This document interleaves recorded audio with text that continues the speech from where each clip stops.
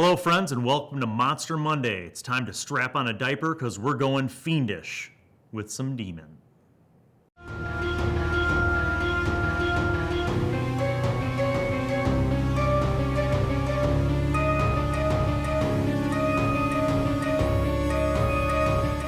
Alright, today's Monster Monday, we're switching gears and going over to Mordenkainen's Tome of Foes. It's a singularly scary book full of scary creatures. And I chose one specific demon because I thought of many ideas and ways in which it could be used. Now, for those of you who have watched the various shows, you'll know that I have a deep respect for the undead. I love skeletons and zombies because they're great low-level things to throw at parties. And I think that the reason why I picked this specific fiend was because I thought of the ways in which a DM can change things up by using this fiend in very diabolical ways for simple encounters as well as adventures or even possibly whole campaigns. So without further ado, I bring you the Dybbuk. I don't know if that's how it's pronounced. It might be Dybbuk, but it's D-Y-B-B-U-K. And if you're following along at home with your Mordenkainen's Tome of Foes, this is on page 132. Dybbuks terrorize mortals on the material plane by possessing corpses and giving them a semblance of life, after which the demons use them to engage in a range of sordid activities. Puppet masters. In their natural form, Dybbuks appear as translucent flying jellyfish, trailing long tendrils as they move through the air. They rarely travel in this fashion, however. Instead, a Dybbuk possesses the first suitable corpse it finds, rousing the body from death, so it can then indulge its hideous vices. Dark Masquerade. By plundering a corpse's memories and accessing its capabilities, a Dybbuk can impersonate the creature as it was in life. But the truth of the matter quickly becomes apparent to those around it because a Dybbuk can't resist pursuing its vices with a maniacal single-mindedness that betrays its true nature. Dybbuks delight in terrorizing other creatures by making their host bodies behave in horrifying ways, throwing up gouts of blood, excreting piles of squirming maggots, and contorting their limbs in impossible ways as they scuttle across the ground. Okay, so why do I like this? Why did I pick this out? Okay, so one way that you can easily use this in a simple encounter is to have this Dybbuk appear as a person who is known to be dead to the party. Maybe a local villager who died in an attack recently, or a shopkeeper, or even one of their fallen, like if one of the PCs recently died. You can have a Dybbuk possess its body. Now, I think the other reason why I like it is because it's so easily employable in a psychological, terrifying fashion. And dare I say that, the concept of this creature is easily employed in D&D, but could also very much be employed in any kind of horror role-playing game. Like, I could see this totally in a Call of Cthulhu adventure. What I think makes this also kind of Cthulhu-ish is the fact that in their natural form, they're translucent flying jellyfish. That just seems very otherworldly to me and perfectly fits. Now, suppose for a second that somebody in your party is a warlock or some other arcane kind of magic user. Maybe there's a hook there where you could link in the Dybbuk to the warlock's patron. Or maybe not. Maybe this Dybbuk just chooses to terrorize a specific area because that's where it was unleashed. Maybe there are multiple Dybbuks. So I think it's really cool, and it's a great mid-level encounter for either one or more. Imagine even if the players didn't know the person who had been dead, but they come to a new town, and the new town, the people in the new town are literally like this. The night before, they had a horrible attack where, somebody who had died recently came back from the graveyard and, was terrorizing the town and, attacked some people and, had some kind of encounters before the townsfolk were able to kill it and burn the body. The townsfolk didn't know what this was, right? Maybe they thought it was a zombie. So they only give enough information to the party to give the party the speculation that this is perhaps some undead, but they don't know precisely what it is. Maybe they underestimate it and they assume it was a zombie attack, okay? Then as they're in town longer, more of these kind of strange incidences show up. Maybe someone who's been dead for a while comes back and is obviously like a body, a corpse, you know?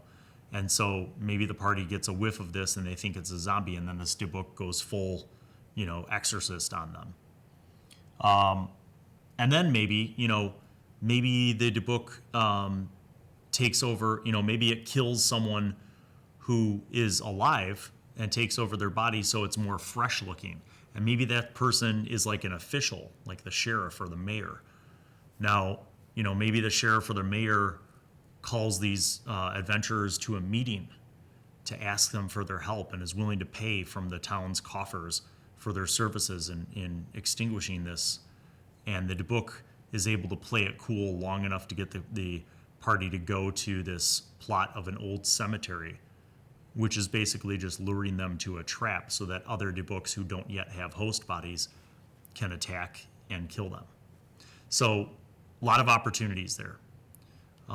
Even in a longer campaign setting, having one Dybbuk or maybe 2 or 3 Dybbuks who are kind of haunting the party and following them around discreetly and waiting for them to get wounded enough where they can attack and then take over their bodies. If you guys have ever seen John Carpenter's movie, The Thing, that is exactly what I think of. I think of a group of people whose friends, one or more friends, may have been affected by this. And even if it's not the PCs, maybe if they have some NPCs or hirelings that are with them, that, you know, in some way, shape, or form, people who they know or care about have been possessed by these Dybbuks, and they're paranoid about who's who, right? And they're to the point where they don't know who's possessed and who's not. How much fun would that be for the fiend? And then to have the fiends do like insane, terrifying things that would create sanity loss. So just some thoughts there. Let's go over the stat block. So they are medium fiends. They are chaotic evil, which works well with their enjoyment of terrifying people. Armor class 14, hit points 5d8 plus 15. They have a hover speed of 40 feet when they're in their natural form. They have high deception, intimidation, and perception. They have damage resistances against acid, cold, fire, lightning, thunder, bludgeoning, piercing, and slashing from non-magical attacks. So even if in their jellyfish form, I think they're pretty powerful. Damage immunities to poison, condition immunities to being charmed, exhausted, frightened, grappled, paralyzed, petrified, poisoned, prone, or restrained. Dark vision of 120 feet. They speak abyssal and common, and they have telepathy of 120 feet. And they're considered a challenge rating of 4. So again, for a mid-level party, one of these would be a nice introduction. If you wanted to scale it up a little bit, you could have a couple of them. So here are some of their special powers. Incorporeal movement. The Dybbuk can move through other creatures and objects as if it were difficult terrain. It takes 5 force damage if it ends its turn inside an object. Innate spellcasting. The Dybbuk's innate spellcasting ability is Charisma. It can innately cast the following spells requiring no material components. At will, Dimension Door. What? 3 times a day, Fear and Phantasmal Force. So the mental terror component, the psychological terror component is huge. This is huge opportunity to mess with the party. Magic resistance. The Dybbuk has advantage on saving throws against spells and other magical effects. Also huge. So they're not easy to exorcise, you know, from a host body. They're not easy to kill. Violate corpse. This is huge. Okay, this is their possession ability. The Dybbuk can use a bonus action while it is possessing a corpse to make it do something unnatural, such as vomit blood, twist its head all the way around, or cause a quadruple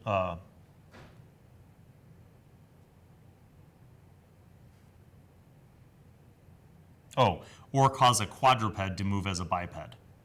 Any beast or humanoid that sees this behavior must make a DC 12 wisdom saving throw or become frightened of the Dybbuk for 1 minute. So not only can you use this from a role-playing perspective to instill a little bit of fear and horror and terror into your party, but it has actual mechanical power, and the effect of which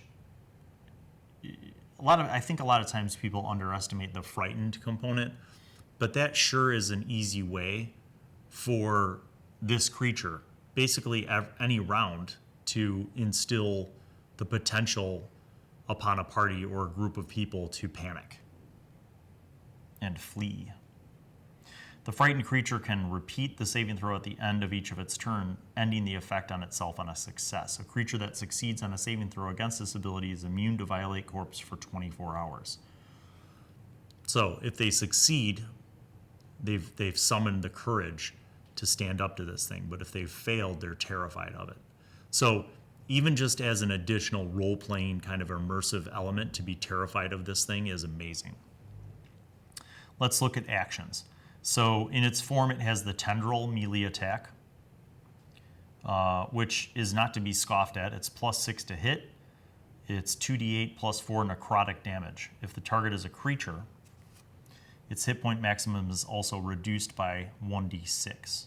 This reduction lasts until the target finishes a short or long rest. The target dies if this effect reduces its hit point maximum to 0. Possess Corpse. And this is one of those recharge powers. So they can use it, and then if they roll a 6, they can reuse it on a d6. The Dybbuk disappears into an intact corpse it can see within 5 feet of it. The corpse must be large or smaller and be that of a beast or a humanoid. The Dybbuk is now effectively the possessed creature. Oh, the Dybbuk is now effectively the possessed creature. Right, so its type becomes undead, though it now looks alive, and it gains a number of temporary hit points equal to the corpse's hit point maximum in life. Wow, that's huge. So if it really wanted to do absurd amounts of damage, it could inhabit a large creature, like a giant, ogre, troll. I'm loving this even more. While possessing the corpse, the Dybbuk retains its hit points, alignment, intelligence, wisdom, charisma, telepathy, and immunity to poison damage, exhaustion, and being charmed and frightened.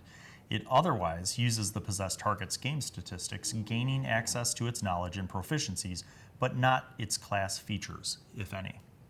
The possession lasts until the temporary hit points are lost, at which point the body becomes a corpse once more, or the Dybbuk ends its possession using a bonus action.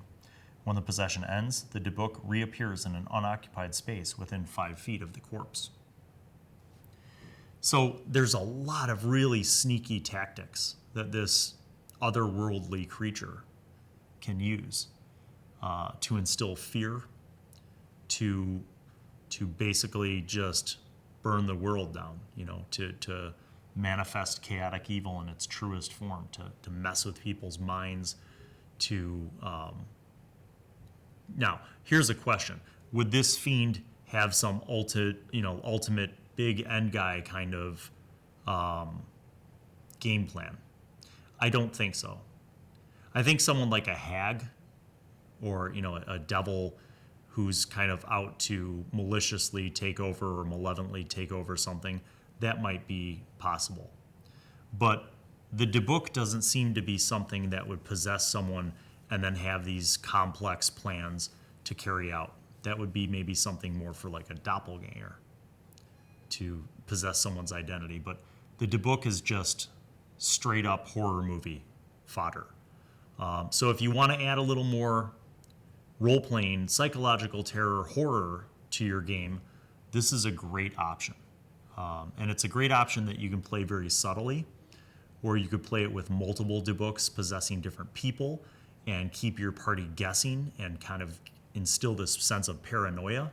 And I think it would make for a really fun encounter or adventure. In the long run, do I see this being a campaign thing? Probably not, unless there was someone above the Dybbuks who were kind of consistently summoning them to torment the party. And maybe that's something you invent as a vehicle to carry on these creatures into a campaign for longer than just one adventure. So I hope this has been informative for you, and I hope you guys could find this useful. As always, thank you for your support. If you're new, please like, subscribe, click the little notifications bell, and if you want more of the vast sum of knowledge, you can support me on Patreon. All the links are below. Thanks, and we'll see you next time.